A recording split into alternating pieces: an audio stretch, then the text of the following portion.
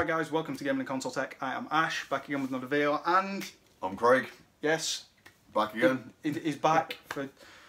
If you don't know who he is, which I'm guessing most of you don't, whoever is still watching my channel, I don't know. God knows. If you're still watching, well done for lasting this long. Anyhow, it was on about a year back, essentially. The plan was to basically do this channel together. Didn't quite work out that well, did it? No, didn't. Work and stuff got in the way, essentially, for both me and him at the time. I ended up being a carer for my lad, and then that were it. It stopped because he was still working at the place I was working at. Anyhow, he's back again with another video, and hopefully it'll be a permanent thing. Hopefully. With any luck. Please, if God. not, I do apologise. It'll be back. It wouldn't have come back otherwise. Come on.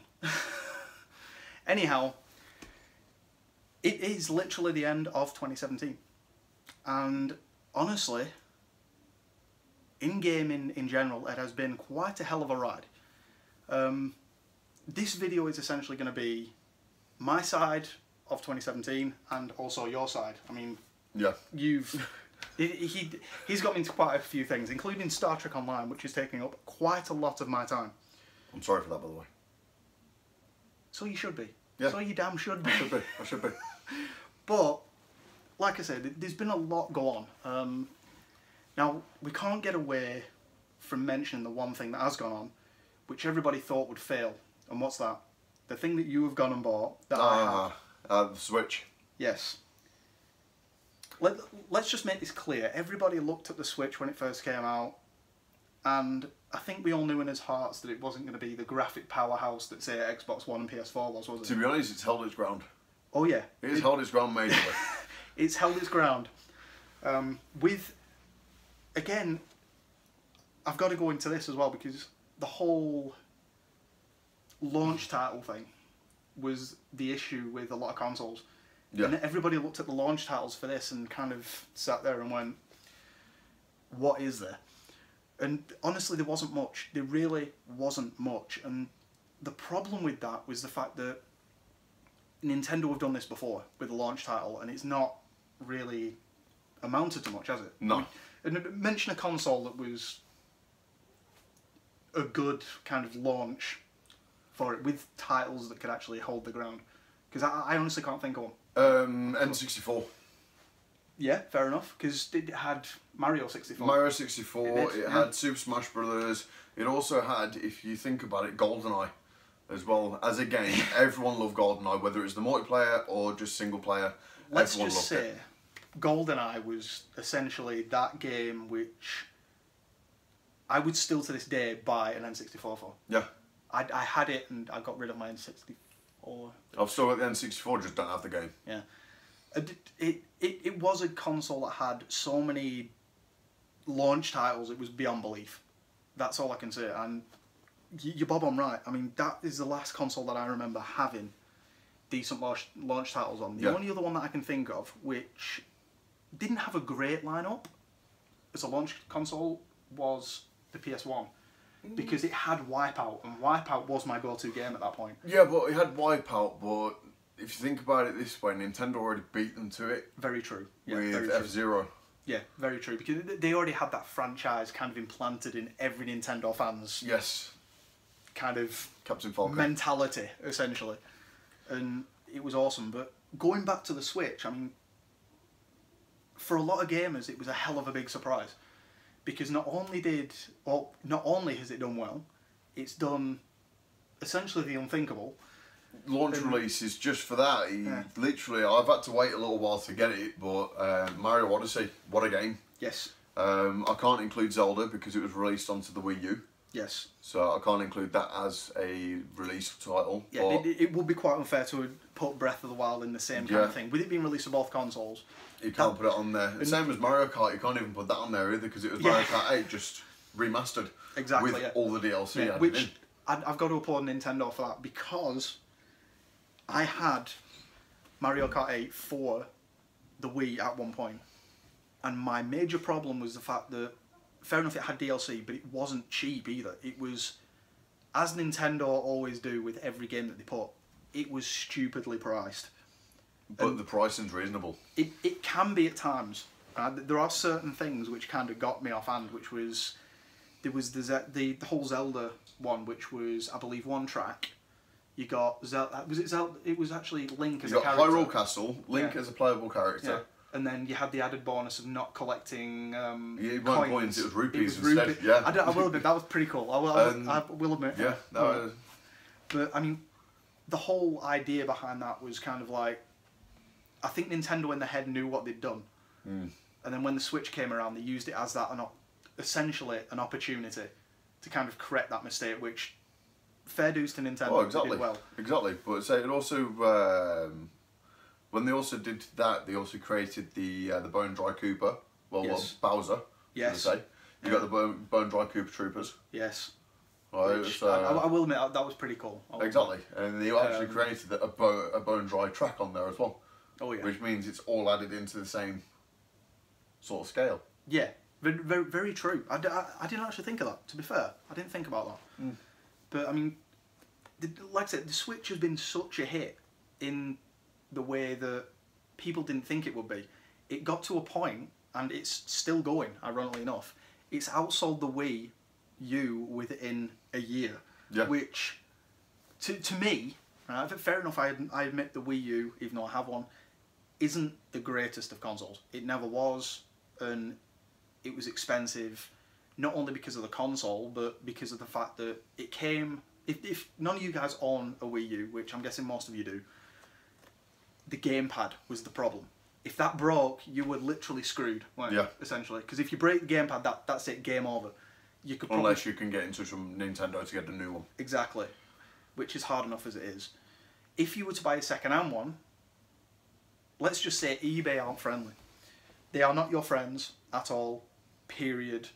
And I wouldn't trust them. Amazon were even worse. I actually had the scare thinking that my gamepad was bust. It wasn't, it needed a firmware update, which was fine. Got it sorted. And I went to buy one on Amazon and ultimately looked at it and went, fuck off. I wasn't paying that much, period. You might as well just pay for a new console. Exactly. That's the only thing. So just in case you're wondering how much, somebody was planning on palming one off to me for about 250 quid, and it was like, no, I'd rather go out and buy another Wii U, because you can get one for around about 150 to 200 second hand at the point that I was looking. Now, you're probably looking at 120 to maybe 190, essentially. And if you haven't noticed, we have beers, because it's New Year's. New Year. Happy New Year to all of you. That's what the shirt's for. Oh yes. And just so you know, it's not a real shirt. It's Shirt jumper combo. It's stitched. Cheating. Yeah, that one. Anyway, so now we've talked about that, what has been either your favourite game or favourite point of gaming in this year? 2017, a year of gaming that has been... 2017 year awesome. of gaming. Zelda. Zelda. That's all I'm going to say. Why wasn't there anything there? If you've watched previous episodes, I'm a big Zelda fan. I'm actually collecting all the cosplay equipment for it now. I've actually got a replica sword, full size, which I'll probably come and show on another video. I want. No, he's not having. But I've also got the cosplay sword and shield attached to my wall. In his game room, by the way. He literally took one of his rooms and turned into a game room, which is what I planned to do until obviously we ended up with the little one, and I kind of had to pull it all down a little bit. Now, the thing with that, with Breath of the Wild, it was an awesome game. I don't know if you could see it on there, but... Oh, they will. There you go. And he's got his little Pac-Man on the back of the... Yeah, thanks to my other half who made them for me. Yes, she stitched them together with eyes and everything. Jealous as hell, may I just add. I'm not going to lie to you. But Breath of the Wild was probably the pinnacle of Nintendo's year, wasn't it? Really? My favourite Zelda game out of all time was Link to the Past. It's now my second, thanks to Breath of the Wild. It's done so much. It's become survivalistic as well as having your standard Zelda sort of gaming in there. It has. Right, it's become a full sandbox open world game, which has made it even more impressive for myself, which I absolutely love. I actually know somebody on Twitter, and it's one of you guys if you're watching, that he literally was obsessed with Skyrim. It's that simple. He was obsessed before this year with Skyrim. No, Breath of the Wild's got Skyrim like slapped his ass and sent it away. Exactly. But Breath of the Wild took him away from Skyrim. A guy that had put nearly 225 hours into Skyrim, and Breath of the Wild took it away. Yeah. It literally stopped playing Skyrim. When I first started playing Breath of the Wild, I didn't know whether to give it the time of day or just to sack it off straight away. But my perseverance, I turned around and said, you know what, I'm going to give it a go. Yeah. And from there, I actually really enjoyed it. It's one of the best Zelda games they've actually ever come out with. And Nintendo, if you do catch a glimpse of this, I salute you. And hope you actually do Zelda and Link everything better in the future. There we go. Now, to put this in perspective as well, I am the Sega fan in this. He is more of a Nintendo fan. So we are opposite ends of that spectrum. Now, if somebody is going to ask me what my favourite is... Sonic! Right, or my pinnacle moment of... Mania. You have to ruin it now. Son of a bitch. I know you all too well. Right, okay, my pinnacle moment of 2017 is Sonic Mania. It would have been Sonic Forces, but we'll get into that in a little bit. Sonic Forces is like a 3-hour game. That's all I'm saying. This might be a little bit of a longer video if I explain that fact, and I really don't care. It's a New Year's video. You'll watch it tomorrow when you're drunk and hungover. To be continued. In their mind, yeah, because you'll probably get bored. This better get views, man. Anyway, Sonic Mania. Now, I'll admit, when they announced it, I was in Hype Central. I was literally in, like... There was blue in front of my eyes. Yeah, but you were in Hype Central. I was thinking, Christian Whitehead, what do you think you're doing? Yes. And now I've played it for myself. Can I just say, if Christian Whitehead comes across this video, dude... Legend. You're awesome. Legend. Right? You've done... We're not worthy. You've done Sega a damn good deal, and I've got to applaud the fact that the game is practically flawless. Right? Which I'll get into in a minute. There is one thing which annoyed me, which you managed to patch, which was good. But Sonic Mania was the pinnacle of my year. For the simple fact, everyone's going to look at me and think, oh, it's the nostalgia and things like that. Now, yes, to a point it is nostalgia. I'd say about 20% that nostalgia. What made it better for me is something that not many people seem to, I don't talk about as such, and that's the new levels. It takes a lot for me. I got peed off with the new levels, that's all I'm saying. Yeah. It takes a lot for me to get into new levels in a Sonic game, because back in the day, those new levels were always like really sharp, good looking, and they were hard to be in any other franchise. That was what I really, really loved. And there was always that chance that Whitehead would literally kind of mess it up a little bit. Now, I'm going to mention one level in particular in this, which really got on my nerves, but it was fun at the same time. I could not put my controller down, even though I was that annoyed I was threatening to throw it across the thing. Lucky for him, he didn't throw the controller for Sonic Mania on his, because I've got it on the Switch. His would have been his Switch. His Switch would have been in a wall somewhere. One Joy-Con just flying off somewhere. I can only play one game then. That'd have been fun to watch. Well, it would have been, honestly. Yeah, let's not go there. But yeah, I was threatening to chuck my controller across the room, which was... Yeah, that scenario wouldn't have been clever, because controls are expensive. And that was Studiopolis. Studiopolis was, right, not particularly the first part of it. The second... It's literally 2 acts. Yeah. The first part was glorious. Loved every minute of it. There was speed. There was rings everywhere. There wasn't. So you think you're going into a secret area and it's just a brick wall there. It's like, yeah, I did that several times thinking there was actually a special stage there, which I may just add, it's the first Sonic game where I've actually played through the game with no other issue except for that. Honestly, it literally blew my mind how the bonus stages were, which I'll go into in a minute. Now, I will safely say that the second half of Studiopolis was a pain in the arse. because it reminded me so much of Casino Yeah. Opolis in the, well, I don't know if it's Casinopolis or Casino Zone or whatever, in the second one. As soon as you get trapped on bouncing beams and everything, there was no getting out unless you were a master. And luckily for me, I kind of got to that stage after. Well, I'm still getting to that stage. Let's put it that way. Yeah. I still can't get out without knowing it. What was your favourite zone for Sonic Mania? My favourite zone. You already know this because I love the soundtrack to it. And that is the last one. What do you call it? The Monarch Zone. I forgot the full name of it, but it's Summit Monarch. It's amazing. The soundtrack to it is that good that I will still clean a room, for instance, and play it on my PS4. And I'll just play that music and nothing else. I will put that one track on and just let it play on a loop. It's amazing. For me, it's not about the music, it's the gameplay, and for me it was Chemical Plant. Chemical Plant. To be fair, the remixes of the old ones were pretty cool. Second zone, not first.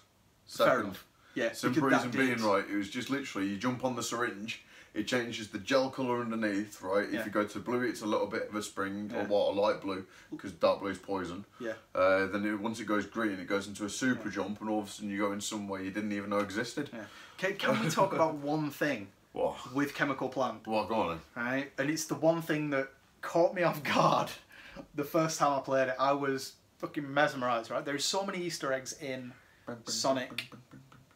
It is unreal. In Sonic Mania, there is so many Easter eggs. And the one Easter egg that got me, right? And honest to God, I was literally there shaking with my controller. You go through the pipe at the end of Chemical Plant Zone and you land in Mean Bean Machine Oh, with mate, Robotnik. mate. I literally, my head just went. I was blown away. Honestly, I didn't know what to say. My eyes lit up. My wife was sat next to me when that happened, and let's just put it this way. Bath in your Right? pants. She wondered what the hell had gone on. She must have thought I'd sat on spikes or something, because I literally like jumped up out of nowhere and that were it. That were it. Sorry, as soon as you said Mean Bean Machine, I'm just thinking that time I whitewashed you with it. Yeah, he destroyed my Mean Bean Machine on 2-player. And On Sonic Mania. And on Mario Kart as well. Yeah. He likes to rub it in. But let's just say I'm shit at multiplayer. Let's put it that way. It's polished enough, it's fine. Just rubbing it in, mate. Let's not do that. Anyway. But yeah, those are our highlights of 2017. And honestly, if this year is anything to go by with gaming, I mean, Nintendo are going to essentially rock the socks off anything. There's one game we're both looking forward to at the moment as well. I'm very excited to actually... I'm just waiting, really, and that's A Way Out. Yes, which is... If you don't already know what that is, we watched the E3 last year, and it's literally an online game where... What, online or local? You can either play it on the same console or online. With local as well, yeah. But you can only play it with what... You have to play it as a multiplayer. It cannot be played as a solo at all. And basically, you're essentially helping each other out in order to get escape through... prison. Yeah, escape prison, get through certain terrain and things like that. And it looks so good. Yeah. And bearing in mind, I'm not a multiplayer gamer at all, essentially. The only game that I've really played online at any point is Star Trek Online. Thanks to me. With you. And it's kind of brought that love back. I've always had bad experiences online. It's that simple. With little kids that are idiots, basically. That's essentially what I've had. And this game, as well as Star Trek Online, is kind of getting me back into that. And it's looking good. It's looking really good. And from the E3 trailer that we saw, because you were at mine when it happened. He was here. I'm the only reason why I'm looking forward to it is because in the cutscenes, if your character is in a cutscene, the person who's playing as the other character can actually still move around during that cutscene. Yes. And we actually saw a little clip of someone committing suicide at the back. Yes. Which then reset the cutscene back in. But that could be really good to wind somebody up. Yeah. But yeah, it's a game that I'm thoroughly looking forward to, and Ashes as well. Oh yeah. So definitely. we're going to be playing that one together. Yeah. Hopefully, if I can, we'll try and get it streamed as well. Well, my plan is, hopefully, because you've already got a Kinect anyway for the Xbox One, Yes. I believe, and hopefully I'm planning on getting one at some point, because they go for nothing at the minute.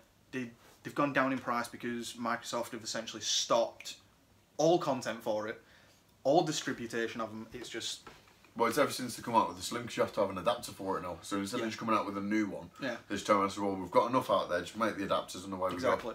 But with that as well, there's the fact that not many developers are doing anything with it. So No. Microsoft have literally got to a point now where they've sat there going, what's the point? And they announced this year that they're not going to push it like they were doing. They already made that clear when they re-released the Xbox as definitely. a console without Kinect, which Yeah. that was, I will admit, that was a surprise to me. I'll admit that kind of shocked me, because normally Microsoft do push the obscure. Let's face Yeah, but it. the only reason why they're not pushing the obscure now is because they're wanting to go into the VR territory now. Yeah. And because PlayStation's already there with the PSVR. Which might be interesting for Microsoft, because with the Xbox working on a full Windows system, like obviously Windows OS, which, let's face it, there are a lot of PC games out there. I don't have any problem with you guys at all, right? I am an all-round gamer. It's that simple. It's just that I prefer my preference being on a console. That's basically it. But with Xbox working on the same OS, it could essentially mean that the same VR headsets that work on a PC could work Should be able to. on... Yeah. Yeah, The theory is... as long as they've got the right connections and The whatever theory else. is, right, they're going to be using something similar to the Oculus Rift. Yes. I'm thinking, essentially, if they do, it's going to need quite a lot of tweaking to do so. There's going to be a lot of tweaking to do, but the only thing is... I'm thinking more firmware than hardware, Well, hopefully. it's going to be hardware more than anything for myself. The firmware's already there with VR, right? Because other companies have already done it. Yeah, So what they have to do is... I'm thinking the actual system on the Xbox though, because Oh obviously... no! Even on the Xbox itself, right? It's the hardware that's going to be the issue. Because if they're taking away the Kinect, which is a motion capturing device, True, yeah, right, there's that. You're only going to be able to use a control. Yes, actually. I didn't think of that point. To be fair, guys, I mean, that was one of the things that made me kind of think of this to begin with, because, believe it or not, I've been thinking about this for a while. Not just because of the fact that it is literally one of those scenarios that can be done with tweaking, Yeah. but it's one of those things that seems logical in my head for Microsoft to do. For the simple fact that PlayStation are already doing it. Yeah. They've and got their own PlayStation are headset with Oculus. But not just that, they're doing the headset. Yeah. They've got the the compatibility with the Move ones, Yes. Yeah. where you can actually use the ones for the PS3 onto the PS4. I'm going to say now, there is one thing that I don't like about some of the VR headsets, and that's the fact that their price, right? Fair enough, they are expensive. Yeah. All headsets are, but there is one particular headset which comes with the actual controller things as well. I'm not sure which one it is, I forgot. Because obviously with the PlayStation you can use the Move controllers, whereas there's one for the PC that comes with the actual analog sticks and buttons and stuff. With I know separate which one hands. you're on about. I can't remember. And that one I think retails for about £500, and I will admit, you guys already know from pickup videos I've done, I am a cheap git, essentially. That's essentially that, but I think that needs to kind of drop in price a little bit first. Yeah. Before, for me at least, before VR is kind of like a mainstay or a go-to for me. Honestly, we'll see what happens. Honestly, Yeah, but say they will struggle with them taking away the main mocap device. But if they can come up with some other mocap device, even if it means having literally a couple of sensors at the side of your TV in the top corners, right, you can then go, say 1 point, 2 point, you stand at an angle and it should be able to record through maybe, I'd say, a wireless controller that fits into your hand or even a glove. Yeah. right, which allows you to actually move your hand, being able to use them for like trigger pulling Exactly. on certain games. It's one of those, but they just have to come out with it. That was one of the things that, like I said, I've been thinking about for ages. And honestly, I mean, if you guys have any comments about this, feel free to comment below. But VR, for me, at the moment, isn't kind of a mainstay. The expense is a little bit too much. But eventually that will go down. Either way, it'll go down. Pre-owned or whatever. That'll go down. But also the software. Now, the only thing that's kind of sold me is reviews I've seen of Star Trek VR, which I do want to play because I'm a freak of Star Trek. That's just me. Yeah, there you go. I can do it. But yeah, I mean, it's one of them. The expense will go down eventually, and honestly, it's just one of those scenarios that has been... It's coming. Whether we like it or not, it's coming. And it's going to... I think this year it's going to hit. In 2018, it will literally come and punch a lot of people in the face. 2018, yeah. But It's going to be the year of VR. I think in the next year, right... To be honest, VR hasn't hit as big as everyone thought, right? It's only really come into its own this year, where things have become more kind of mainstream. No, but even when PlayStation brought out their VR, right, there's not many games that are actually VR compatible. Very true. Yeah. Right, the discs that they actually brought out at the time, right, with demos, there weren't full versions of the games. They released it too early, in fact. Yeah, the first full game that I remember seeing for VR is the Star Trek VR.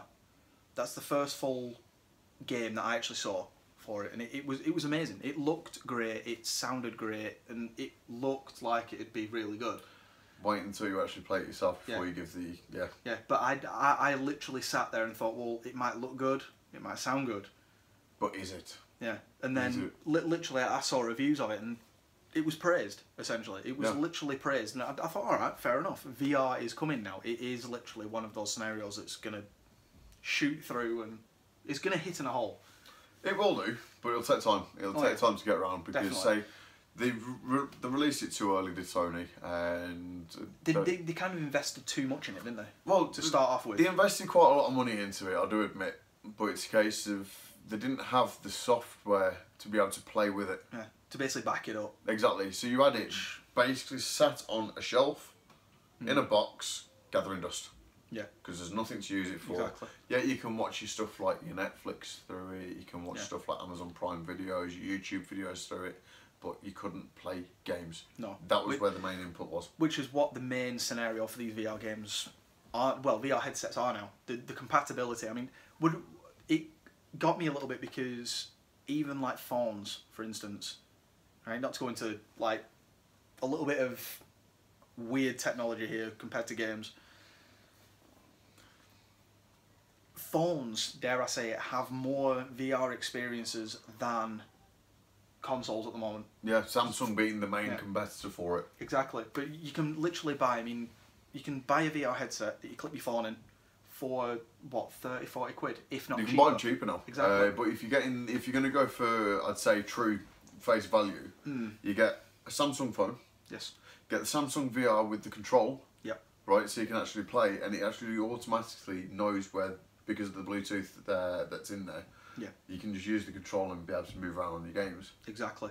Well, if you don't know of Game in the UK, it'll be basically your GameStop, essentially, in the US. I know I've got a few US viewers. Game, for a while, they don't have any in now, but they did have a VR headset with an actual controller, which was, I'm just going to say, amazing. Yeah. Because the controller worked, is what blew me away. I was half expecting it to be a cheap piece of plastic, which we all do. They're pretty cool. It worked pretty good. The only thing was it was a little uncomfortable, because it was a bit sharp at edges and whatnot, but that were it.